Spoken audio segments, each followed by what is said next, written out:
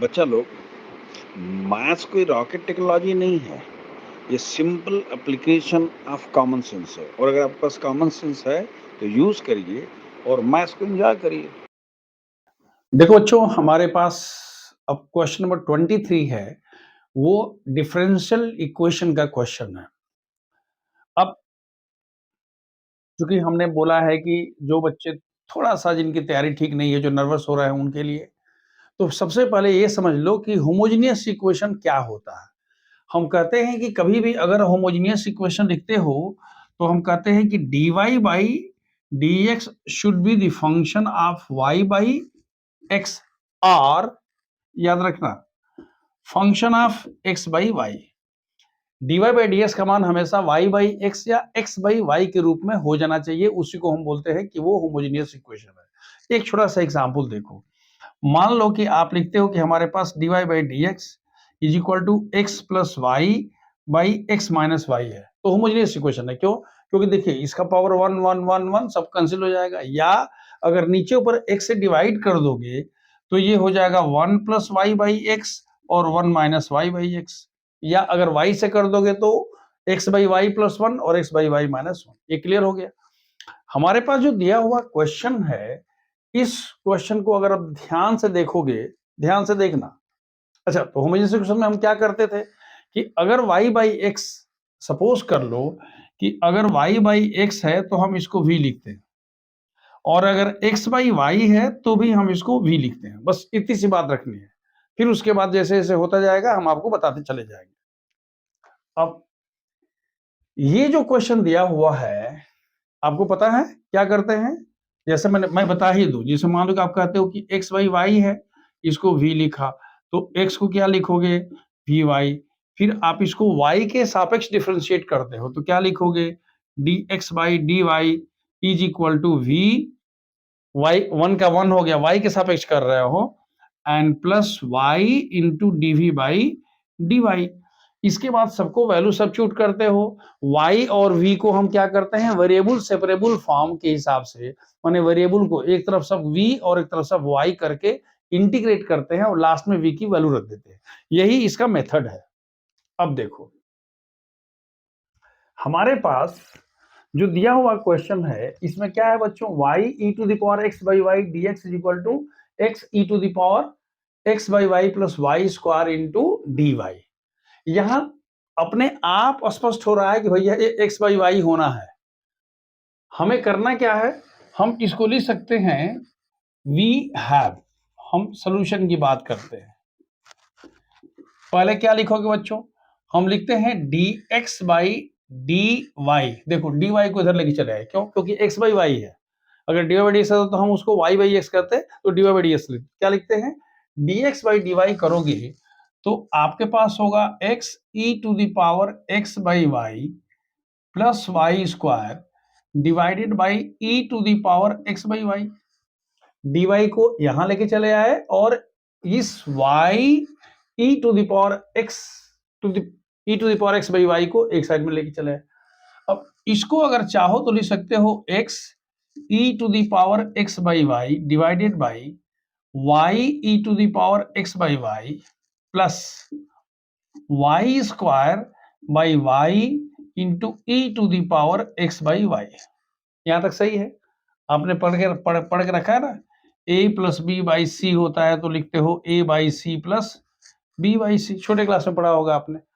अब देखो, ये तो इससे कैंसिल हो गया और इस वाले से ये कैंसिल हो गया। मतलब क्या हुआ आपके पास? आपके पास हो गया x बाई वाई प्लस, ध्यान से देखिएगा, y divided by e to the power x by y. ये किसकी वैल्यू है बच्चों? ये हो गई dx बाई dy की। मतलब अब हमने सबको x बाई वाई के रूप में व्यक्त कर लिया। अब जो मैं कह रहा हूं उसको ध्यान से देखिएगा। इसमें हम क्या लिखते हैं? इसको हम मान लेते हैं कि ये 1 है। इसमें हम कहते हैं कि let x by y is equal to v. x by y is equal to v का मान क्या होगा बच्चों? x is equal to v y. ये y इधर चला गया। अब इसको हम y के सापेक्ष डिफरेंशिएट करें, ये ध्यान रखना है। You are differentiating with respect to y। तो क्या लिखोगे? दिस डिफरेंशिएट करोगे तो d d x of y, तो क्या होगा, d x by D Y is equal to first function v, d d y of y कितना हो गया बच्चों 1, तो हमने यहां 1 लिख दिया, प्लस y अपनी जगह पर रह जाएगा सेकेंड फंक्शन, और यहां क्या होगा dv बाई dy। यहां तक क्लियर हो गया। अब अगर आपने इतना लिख लिया है तो आपको मार्क्स कैसे मिलेंगे पहले आप देख लीजिए। अगर आपने इसको इस फॉर्म में लिख दिया तो आपने कह दिया कि भाई हमने हाफ मार्क की व्यवस्था तो कर दिया, हाफ मार्क की व्यवस्था आपने ये वाला कर दिया और ये सब्स्टिट्यूट कर दिया तो हाफ मार्क, मतलब सिर्फ आपने इन तीनों को इस फॉर्मेट लिख दिया तो आपके पास 1.5 मार्क की व्यवस्था हो गई।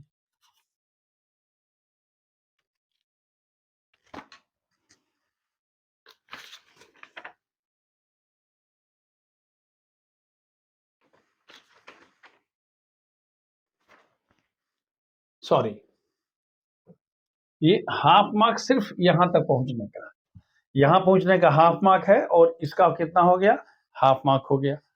अब करोगे क्या, आप फर्स्ट वाले में हमारे पास जो फर्स्ट वाला इक्वेशन है इसमें हम वैल्यू रखते हैं, तो dx बाई dy की वैल्यू क्या होगी बच्चों, हम लिख सकते हैं कि देयरफॉर जहां dx बाई dy है, dx बाई dy का मान कितना है, ये वाला है, इसको मान लो कि ये 2 है, तो 2 को 1 में यूज करो तो कितना होगा बच्चों, ये होगा v प्लस क्या होगा y into dv by dy। हमने किसकी वैल्यू रख दिया, हमने इसकी वैल्यू रख दिया। हम क्या कर रहे हैं, using 2 in 1 we get,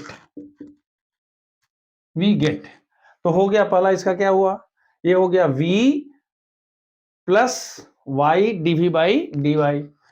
अब x बाई वाई को क्या लिखोगे, इसको तो आपने पहले से कहा है v लिखोगे, फिर y तो अपनी जगह पर रह ही जाएगा और यहां क्या होगा e to the power v होगा। लेकिन यहां करोगे तो देखो ये v कैंसिल हो गया, अगर v कैंसिल हो गया तो बड़ा आसान हो गया। अब हम क्या करते हैं, हम इसको लिखते हैं ऐसे, y dv by D Y is equal to 1 plus, देखो sorry, y by E to the power v, फिर y कैंसिल, हमने डायरेक्ट नहीं कराया था, वहां पर कर सकते थे लेकिन मैंने कैंसिल नहीं किया। अब हम वेरिएबल को सेपरेट करते हैं, वेरिएबल सेपरेट समझते हैं। देखिए क्यों होमोजेनियस इक्वेशन इंपॉर्टेंट होता है, क्योंकि इसमें जो पहला मेथड होता है, तीन ही होता है ना, variable separable form, homogeneous form और लीनियर डिफरेंशियल इक्वेशन। तो जो होमोजेनियस में होता है इसमें वेरिएबल सेपरेबल फॉर्म इंक्लूडेड होता है। तो अब वेरिएबल सेपरेट करोगे तो क्या करोगे बच्चों, e to the power v into d v is equal to d y हो गया। अब तो इसको इंटीग्रेट कर लोगे, जब इंटीग्रेट करोगे तो क्या होगा, e to the power v हो गया और यहां कितना होगा जी y। If you want you can have plus c this side, और अब इसमें मान रख दो तो y का मान क्या होगा, y is equal to E to the power x by Y plus C. ये आपका आंसर हो गया, e to the power x by Y plus C. अब देखिए मार्क्स आपको कैसे कैसे मिलेंगे, अगर आपने डिफरेंशिएट करके, आपने जो डिफरेंशिएट किया था, यानी अगर आपने ये वाला कह दिया है तो इसका आपको मिल रहा है हाफ मार्क। देखिए कुछ भी करने का बेकार नहीं जा रहा, इतना करने का हाफ मार्क मिल रहा है। और अगर आपने ये वाला कर दिया, देखिए हालांकि इसके लिए पता नहीं इन्होंने क्यों क्रेडिट दे दिया है, हमको नहीं समझ में आ रहा है। इसके लिए कह रहे हैं हाफ मार्क और आंसर के लिए कह रहे हैं हाफ मार्क, इसके लिए कह रहे हैं हाफ मार्क। इसके लिए हाफ मार्क देने का औचित्य मुझे नहीं समझ में आ रहा है क्यों हाफ मार्क दिया गया है, लेकिन एनीवे जो दिया हुआ है हमने उसको कह दिया है। मतलब ये हुआ कि आपको कुछ भी करने का आपको नंबर मिलेगा। तो आपने इसको देख लिया, पहले पहचानना है होमोजेनियस इक्वेशन फॉर्म में है, एक्स बाई वाई को v लिखना है, फिर डिफरेंशिएट करना है dx बाई dy की वैल्यू को और x बाई y को v से और उसकी वैल्यू से सब्स्टिट्यूट को रिप्लेस कर देना है, वेरिएबल सेपरेबल फॉर्म करना है, इंटीग्रेट करना है और लास्ट में v की वैल्यू रख देनी है। So this is what we have done. Notice इसका जो ऑप्शनल क्वेश्चन दिया हुआ है ये है cos square x dy by dx plus y is equal to tan x। Before we start पहले एक थोड़ा सा कॉन्सेप्ट की बात करते हो। कंसेप्ट क्या है? हम कहते हैं भाई देखो लीनियर डिफरेंशियल इक्वेशन क्या है, तो हम कहते हैं कि it is dy by dx plus py is equal to q where p and q are constant are function of x। फिर बेसिकली वो फंक्शन ऑफ x ही होता है। अब इस तरह का अगर हमारे पास कोई भी चीज आती है तो इसमें हम सबसे पहले क्या लिखते हैं बच्चों? इंटीग्रेटिंग फैक्टर करते हैं। इंटीग्रेटिंग फैक्टर क्या होता है? e to the power integration p dx होता है। ध्यान रखिएगा, हमने क्या बोला? e to the power integration. क्यों? क्योंकि p और q या तो कांस्टेंट होंगे या फंक्शन ऑफ x होंगे, इसलिए हमने लिख दिया p d। यानी p जो है कांस्टेंट होगा और कांस्टेंट अगर नहीं है, फंक्शन ऑफ x है, तो x के सापेक्ष उसको इंटीग्रेट होना है। और उसके बाद जो सोल्यूशन होता है, हम कैसे सोल्यूशन निकालते हैं? हालांकि हम इसको इंटीग्रेटिंग फैक्टर से मल्टीप्लाई करके ddx के फॉर्म में लिखेंगे, लेकिन डायरेक्ट फॉर्मूला होता है y into integrating factor is equal to q into integrating factor और यहां पर dx। इसी से हम इसका सोल्यूशन निकालते हैं। तो ये आपका लीनियर डिफरेंशियल इक्वेशन का कॉन्सेप्ट है। अब अगर आपके पास जो क्वेश्चन दिया हुआ है अगर वो उस फॉर्म का नहीं है, लेकिन उससे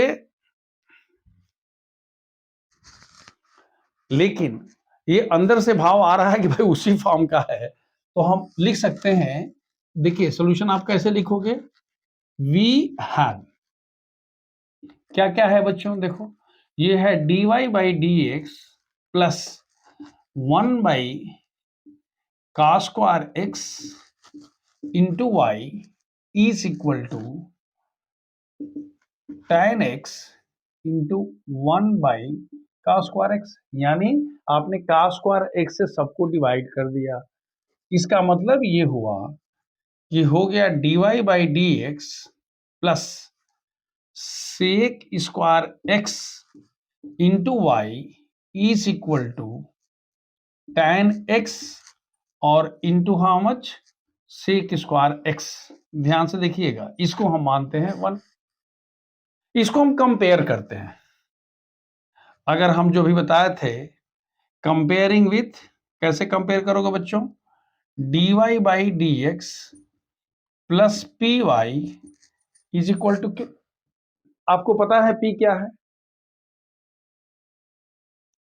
ये क्या है? Clearly equation number 1 is a linear differential equation. Therefore what is integrating factor? Integrating factor is equal to e to the power integration p dx। याद रखो ये p है और यहां पर ये p है, तो अगर हम इसको लिखते हैं तो ये कितना होगा बच्चों? e to the power p का मान क्या है? Integration sec square x dx, यानी e टू द पावर क्या हो गया? tan x। Integration sec square का मान कितना होता है? tan x होता है। यहां तक क्लियर है? हम डायरेक्ट आंसर नहीं लिख रहे हैं, आई एम रेस्पेक्टिंग दी क्या जो आपको दिया हुआ है, किसमें? मार्किंग स्कीम में हम उसके, हालांकि लोग डायरेक्ट सोल्यूशन कर देता है, लेकिन हम इसको जिस तरह से वहां किया गया है हम उसे करते हैं। हम क्या करते हैं? उसके बाद लिखते हैं कि multiplying equation number 1 by integrating factor.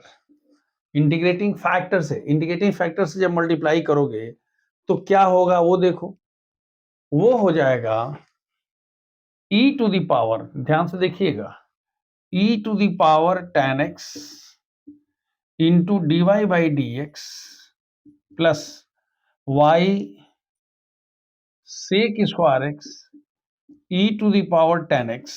ये तो हमने किससे मल्टीप्लाई किया? इसमें e is equal to e to the power tan x into tan x. देखिए अगर आप इंटीग्रेट करते हैं तो यहाँ तो y to the power 10x हो गया, ये हो गया, इसको आपने I1 लिख दिया क्योंकि I1 हम अलग से करना चाहते हैं।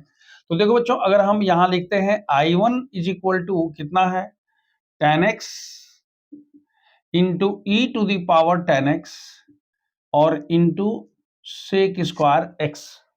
इसमें हम कहते हैं put 10x is equal to z। तो क्या होगा sec square x dx is equal to कितना होगा dz। Therefore I1 is equal to, जहां 10x है वहां करो z, e to the power कितना हुआ z, और यहां सेक स्क्वायर x dx की जगह क्या हो गया dz हो गया।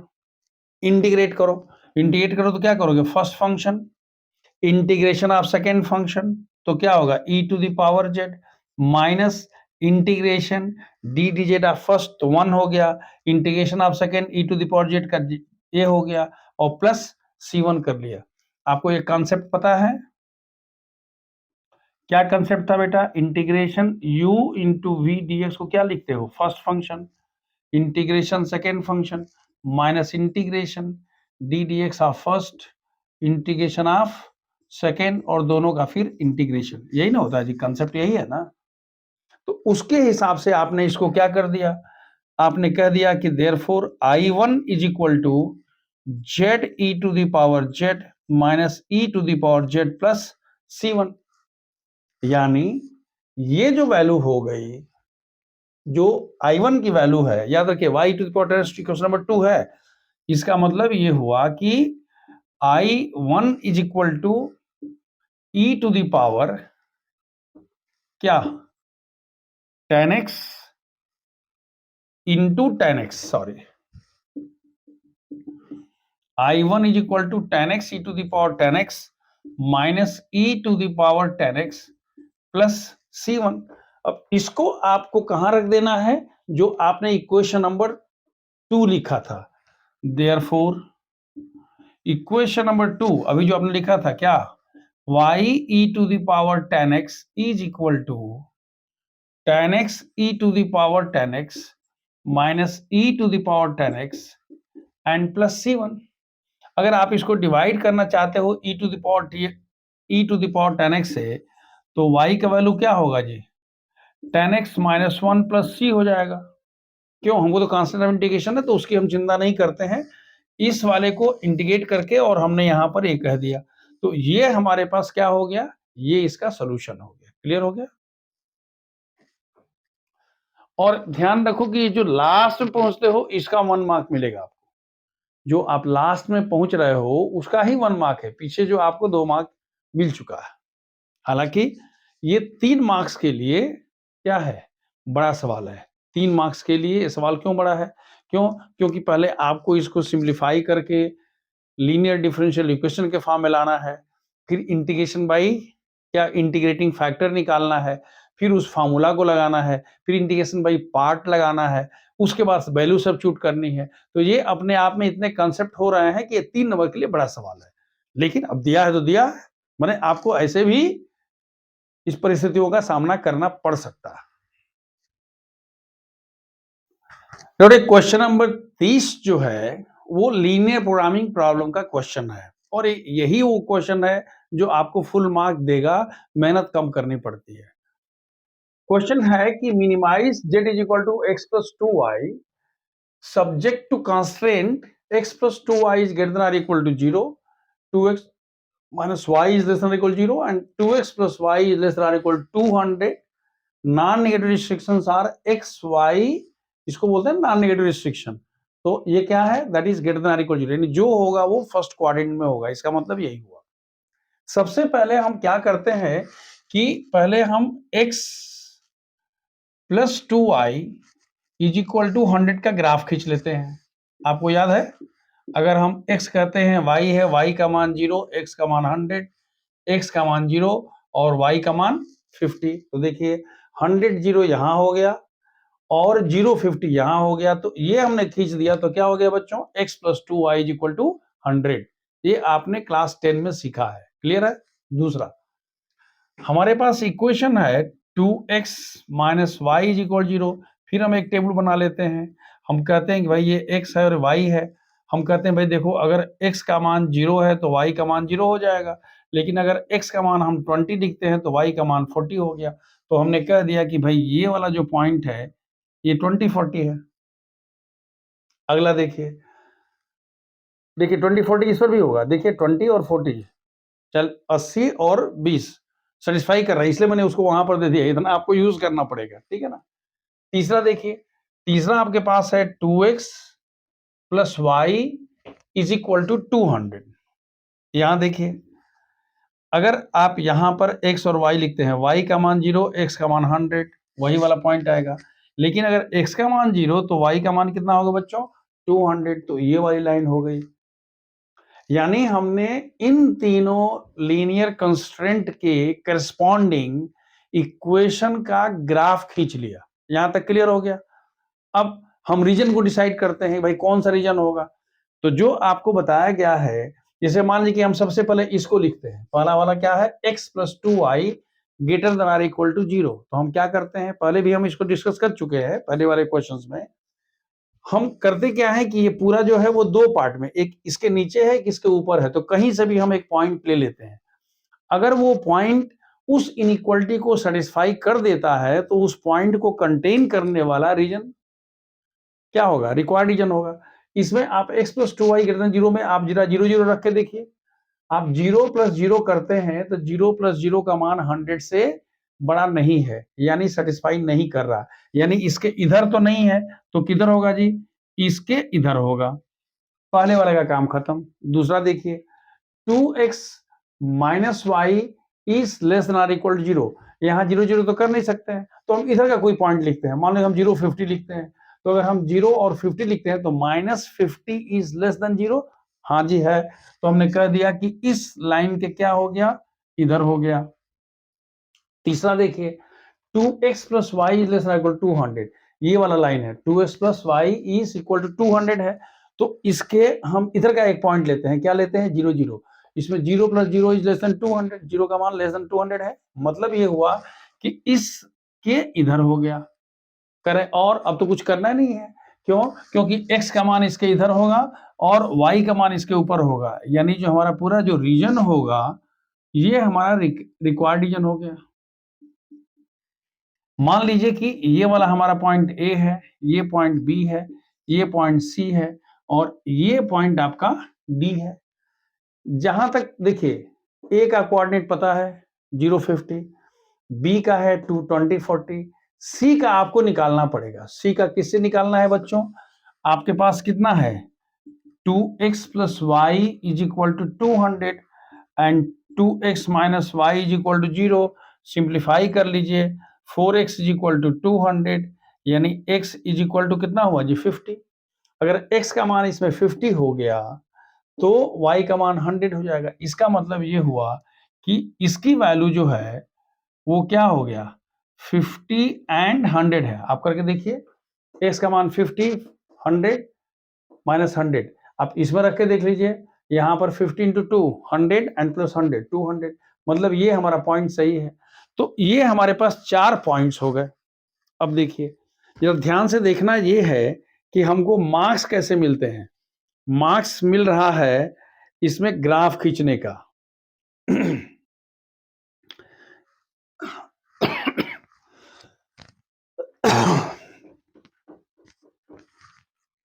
इन्होंने कहा है कि भाई अगर आपने करेक्ट ग्राफ खींच लिया, याद रखिएगा, अगर आपने करेक्ट ग्राफ खींच लिया तो आपको 1.5 मार्क मिल जाएगा, करेक्ट ग्राफ खींचने का, ठीक है। और फिजिबल रीजन बना करके, ये वाला बना करके पॉइंट्स लिखने का, आप कहते हो क्या लिखोगे, आप यहां लिखते हो कि भाई feasible regions are feasible region is, हम क्या लिखते हैं, feasible region is A B C D, ये वाला फिजिबल रीजन है। वेयर ए का कोऑर्डिनेट कितना है जी, 0-50, बी का कोऑर्डिनेट कितना है 20-40, C का कोऑर्डिनेट कितना है 50, 100 एंड D का कोऑर्डिनेट कितना है 0, 200। तो अगर आपने इतना कर दिया है तो इसका आपको मिलेगा 1 मार्क। मतलब ग्राफ खींचने का 1.5 मार्क और फिजिबल रीजन निकाल करके कार्नर पॉइंट्स निकालने का कितना निकल गया बेटा 1 मार्क मिला। अब देखो जब हम जेड की बात करते हैं तो अब हम कहते हैं यहां पर जेड कहां पर, और यहां पर लिखते हैं पॉइंट, और यहां कहते हैं value of what at point, और आप लिखते हो value of z is equal to कितना है x प्लस 2y। कौन से पॉइंट पर एट पॉइंट ए क्या है बच्चों 050 पर। तो 050 पर इसकी वैल्यू कितनी होगी यहाँ 050, यहाँ कितना हो जाएगा जी 100। फिर बी पर देखो, बी हमारे पास क्या है 20 और 40 है। तो 20 40 पर हमारे पास किसकी वैल्यू, इसकी वैल्यू। तो 20 और 40 40 दुना के 80 और प्लस 2 ये भी कितना हो गया जी 100 हो गया। एट पॉइंट सी, सी क्या है ये 50 और 100 है। 50 100 है तो अगर आप लिखते हो 50 यहां पर क्या x का मान 50 एंड y का मान 100, तो 100 इंटू 200 प्लस 50 कितना हो गया 250। And at point D, D point कितना है जी 0 200 है, तो इसकी वैल्यू भी कितनी हो जाएगी 200।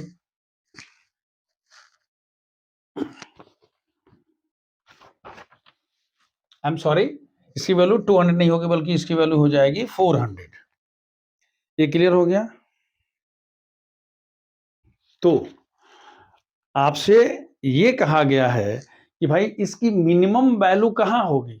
तो देखिए मिनिमम वैल्यू याद रखिएगा, अगर ये क्वेश्चन मैक्सिमम वैल्यू की होती तो हम कहते हैं D0200 is the maximum value and corresponding at the point 2 what is the maximum value 400। लेकिन मैक्सिमम नहीं पूछा है, क्या पूछा है बच्चों मिनिमम पूछा है।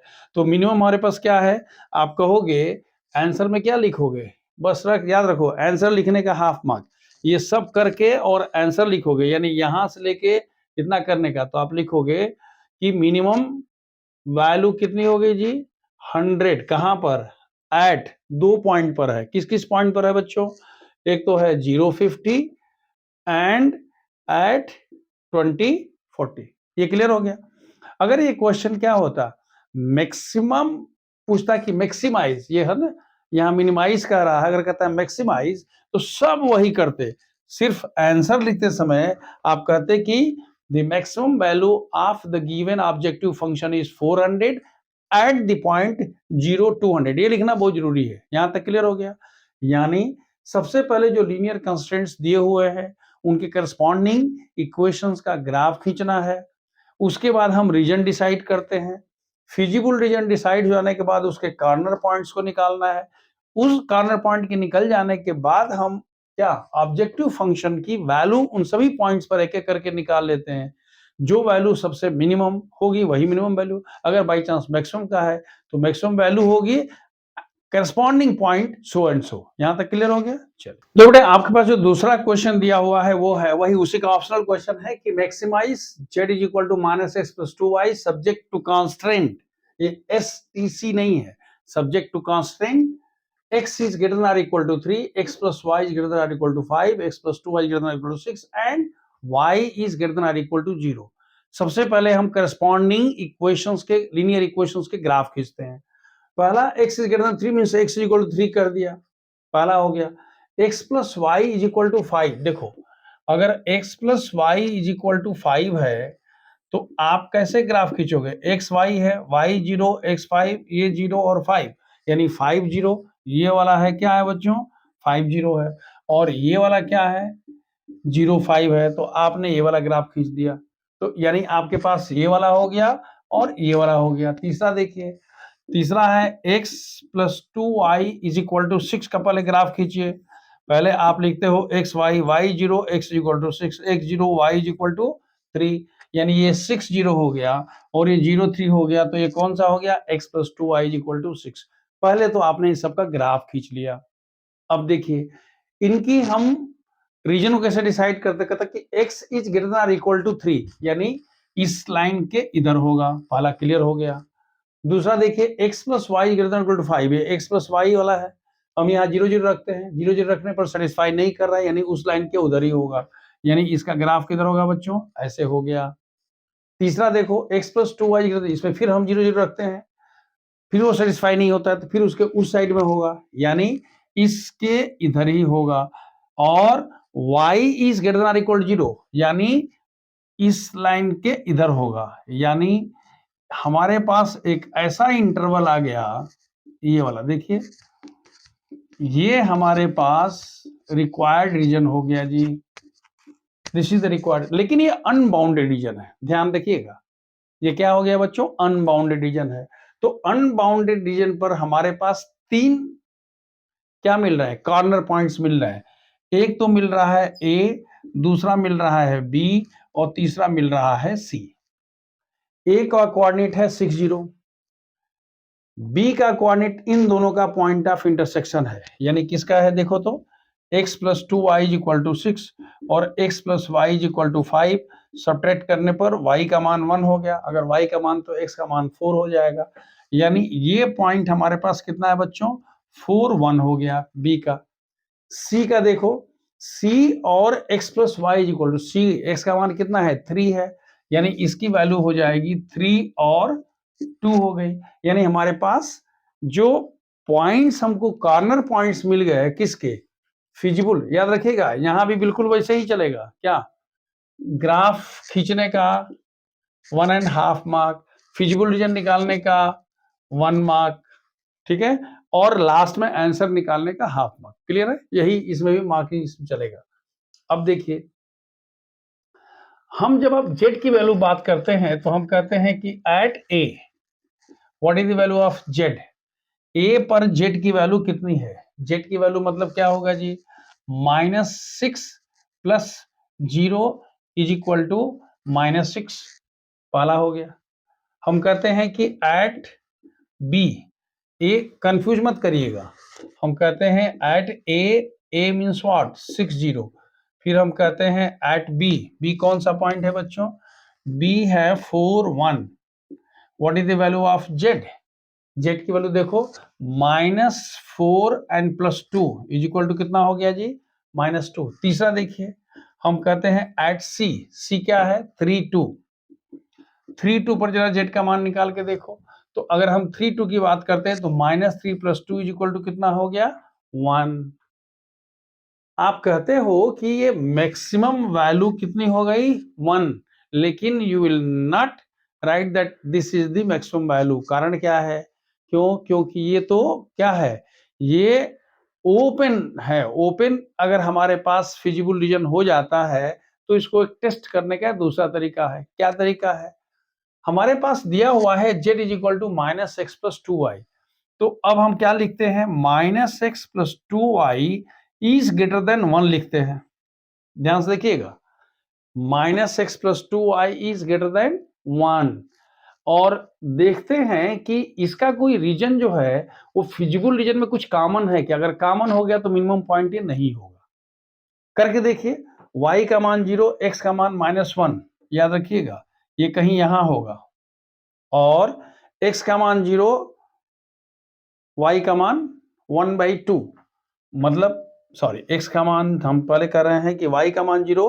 x का मान -1 हो गया, x का मान -1 यहां होगा, ठीक है, यहां पर होगा, ये -1 0 हो गया, और अगर x इज इक्वल 0 तो y का मान 1/2 यानी कहीं यहां होगा, यानी अगर हम इस ग्राफ को ऐसे खींच लेते हैं, ये किसकी लाइन है बच्चों, ये है -x plus 2y is equal to 1, लेकिन आपको देखना है -x plus 2y is greater than 1, अगर आप 0 लिखते हो, 0 0 इसमें सेटिस्फाई करते हो तो क्या 1 से बड़ा है, भाई तो बड़ा नहीं है, यानी इसके इस साइड में होगा, यानी इसका रिक्वायर्ड रीजन कितना होगा जी, इतना होगा। पूछता ये है कि अगर फिजिबल रीजन और जो अभी रीजन निकल रहा है इन दोनों में कुछ भी कॉमन हो जाए तो ये मिनिमम पॉइंट नहीं होगा, तो हम कहते हैं कि this region is what common, therefore क्या 1 इज नॉट दी क्या maximum is 1 is z is equal to 1 is not the maximum value। ये थोड़ा सा ट्रिकी क्वेश्चन है। क्यों? क्योंकि जब जब भी ओपन होगा तो आपको इस तरह से करना पड़ेगा। गुड। एक क्वेश्चन आपका सेकंड डेरिवेटिव का है या हायर डेरिवेटिव का है, और ये बहुत मुश्किल नहीं है, बहुत इजी क्वेश्चन है, लेकिन थोड़ा सा इसमें ट्विस्ट है। देखिए क्वेश्चन आपसे दिया हुआ है कि what is given, you are given this is given. आपको जो प्रूव करना है इसको आप किनारे करके रखिए, ये आपको प्रूव करना। आपको क्या दिया हुआ है, a plus B x e to the power y by x is equal to x. तो इसको आप लिख सकते हो therefore e to the power y by x is equal to x by a plus B x. एक चीज और, अगर आप log लिखते हो तो आप लिख सकते हो therefore y by x is equal to log of x by a plus B x. याद आ रहा है? देखिए अगर e टू दावर x का log लिखते हैं तो इसकी वैल्यू x हो जाती है। याद रहेगा? अब चाहो तो डायरेक्ट कर सकते हो, और नहीं तो आप इसको ऐसे भी लिख सकते हो कि this is equal to log, base ही रहेगा, log x minus log a plus B X X, और यहां पर क्या है बच्चों, y बाई एक्स है। क्या फॉर्मूला लगाया गया? फॉर्मूला लगाया गया log m by n is equal to log m minus log n। अब इसको डिफरेंशिएट करते हैं, हम लिखते हैं differentiating with respect to x। देखो ये numerator by denominator, d d x of numerator into denominator minus d d x of denominator into numerator by denominator whole square. Numerator by denominator हो गया, d d x of numerator denominator minus d d x of denominator numerator by denominator whole square is equal to log इसका कितना होगा जी, 1 by x. इसका कितना होगा जी, 1 by A plus B x. पहले इसका करोगे फिर इसका करोगे तो कितना होगा, इंटू बी हो गया। यानी ये हमारे पास हो गया x D Y by D x minus y, ध्यान रखिए नीचे एक्स स्क्वायर है, इज इक्वल टू, हम एक्स स्क्वायर, देखिए जब सिंप्लीफाई कर रहे हैं तो x D Y by D x minus y, यहां सिंप्लीफाई होने पर कितना होगा, दिस मच, और यहां पर हो जाएगा a प्लस बी एक्स। समझ में आ रहा है? यानी ये कितना हो गया बच्चों, ये हो गया a प्लस बी एक्स, यानी x D Y by D x minus Y is equal to A X by A plus B X. देखो A X by A, X X तो कैंसिल हो गया। अब जरा मार्क्स देख लो, अगर आपने ये वाला कर दिया है, याद रखो डिफरेंशिएट कर दिया है तो 1 मार्क हो जाएगा, ये वाला कर दिया है तो हाफ मार्क हो गया, यहां कर दिया तो हाफ मार्क हो गया। और अगर अब इसको हम डिफरेंशिएट करने चलते हैं तब देखो कितना होगा। अगर आप इसको डिफरेंशिएट करते हो, करो, ये दो फंक्शन का product d d x of first x into second plus x into d two Y by D x square, ये क्या हो गया, ये इसका हो गया minus d Y by D x. अब ये फिर न्यूमरेटर बाई डिनोमिनेटर का है, तो हम क्या लिखेंगे, this is equal to a बाहर कर दो, d d x of numerator 1 into denominator minus d d x of denominator b into numerator, क्या जी, न्यूमरेटर कितना होगा x डिवाइडेड बाई डिनोमिनेटर यानी a प्लस बी एक्स का होल स्क्वायर। देखो कुछ फायदा हो रहा है, अगर इतना कर दिया तो हाफ मार्क हो गया, इसका भी हो गया बेटा तुम्हारा हाफ मार्क। अब आंसर अगर आ जाएगा तो हाफ मार्क। अब देखो इस dy से dy कैंसिल हो गया, इस bx से bx कैंसिल हो गया, यानी आपने ये निकाल दिया कि x d two Y by D x square is equal to, हमारे पास यहां पर कितना है बच्चों, ए स्क्वायर बाई, तो इसको क्या लिखोगे, ए प्लस क्या, क्योंकि देखो ये a into A square, base base cancel, तो ए स्क्वायर बेसिकली ये हो गया A square by A plus B S का होल स्क्वायर, यानी आपने कह दिया X D two Y by D x square is equal to this much whole square. This is the answer. इस तरह से आपने देख लिया। अब इतना अगर कर देंगे तो इसका कितना होगा, हाफ मार्क हो गया। तो इस तरह से आपने 3 मार्क के क्वेश्चंस आपने देख लिए। अब जब हम 5 मार्क क्वेश्चन देखेंगे तो वो थोड़े बड़े-बड़े होते हैं।